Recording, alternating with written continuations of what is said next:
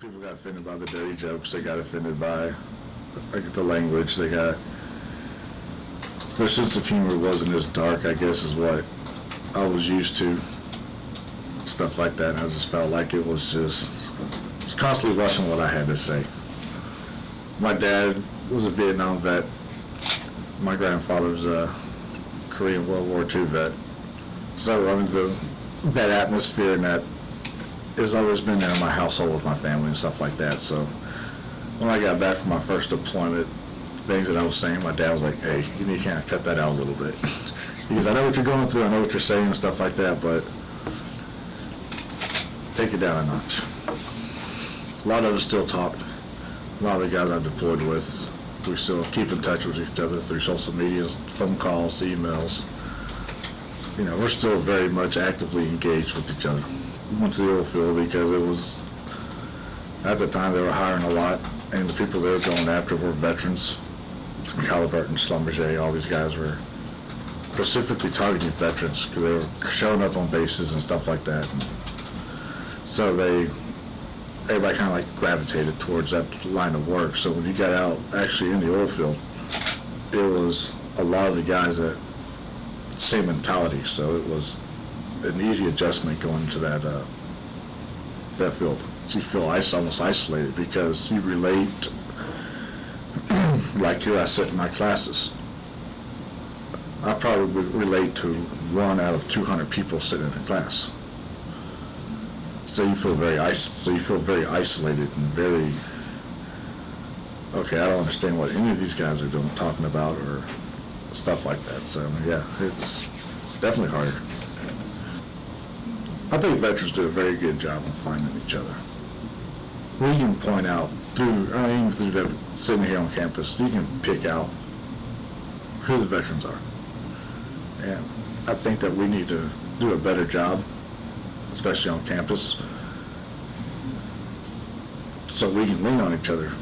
We don't have that here. Like with other schools, they got their Veterans Resource Centers and stuff like that. We don't have one here at this university, so we're losing that ability to lean on each other like we did when we were on active duty and stuff like that. So I mean, we definitely need to lean on each other more, but if you don't have a place to do it, how are you supposed to help each other out? Because the VA ain't doing nothing really for the veterans. They say they are, but they're not. Schools say they want to help veterans. They say a lot of nice things, but they're not doing nothing about it. And these guys drop out and they do go on the streets.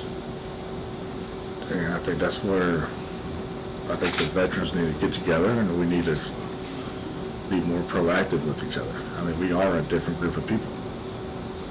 We relate to nothing that goes on out there because it's not who we are. It's hard to tell somebody and talk to somebody who's never been deployed, who's never been in combat, to talk to somebody who's never seen it. I can't relate to you, you can't relate to me. Not in a professional context, like I said, I picked the field that I knew a lot of my other people were going that had the same mind frame. My biggest problem was probably here, was when a lot of the professors give lectures and stuff like that, special psychology classes and other stuff, when they ask for an opinion, they kind of realize they really don't want your opinion. Because they're talking about stuff and you realize that you graduated high school. I graduated high school in '94. So it was what they're talking about. I'm like almost 20 years behind these people, what they're talking about for school-wise. And I think the hardest part was actually rescheduling myself to, okay, study, homework, getting classes done and stuff like that, because there was such a large gap. And that was hard. Actually, you know what? My kids helped me out a lot. I have 3 teenage daughters, and they've heard me for the whole time in dental school. You got to do your homework, do your homework, do your homework. And when I started back at school, they kind of like, hey, Dad, do your homework. Hey, Dad, do your homework.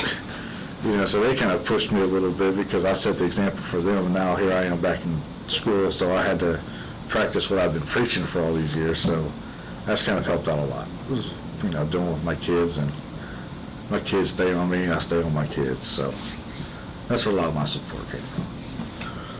You go from having your day planned out for you.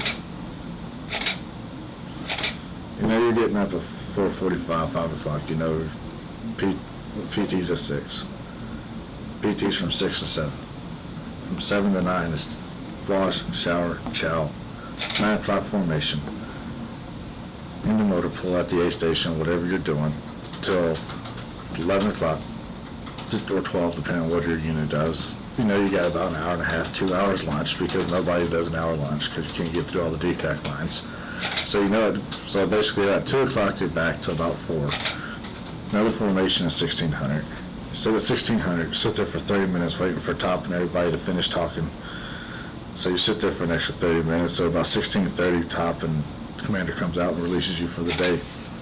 I think when you get here to academia or get out of the military, the biggest problem is that discipline in that schedule is gone.